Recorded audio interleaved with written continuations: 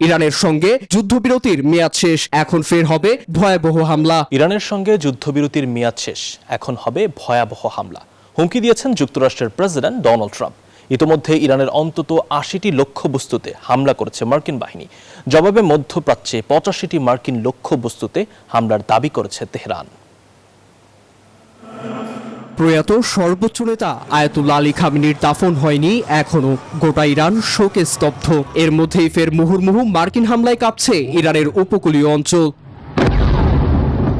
বুধবার মার্কিন সেনারা ইরানের সিরিক, বন্দর আব্বাস, কেশম দ্বীপ ও খার্ড দ্বীপের ৮০টি লক্ষ্যবস্তুতে আঘাত হানে। দাবি করে ইরানি আকাশ প্রতিরক্ষা ব্যবস্থা সহ বিপ্লবী সেনাদের নৌযান ধ্বংসের। তবে ইরানের রাষ্ট্রীয় গণমাধ্যমের অভিযোগ, বেশিরভাগ হামলাই বেসামরিক এলাকায় হয়েছে, যার জবাবে ক্ষেপণাস্ত্র ও ড্রোন সমন্বিত অভিযানে বাহরাইন ও কুয়েতে অবস্থিত ৮৫টি মার্কিন সামরিক লক্ষ্যবস্তুতে হামলা চালিয়েছে তেহরান। ওদের স্বপ্ন পূরণে পাশে থাকতে পেরে আমরা গর্বিত। ইরানের সঙ্গে যুদ্ধবিরতির মেয়াদ শেষ, এখন ফের হবে ভয়াবহ হামলা, হুঁশিয়ারি মার্কিন প্রেসিডেন্টের।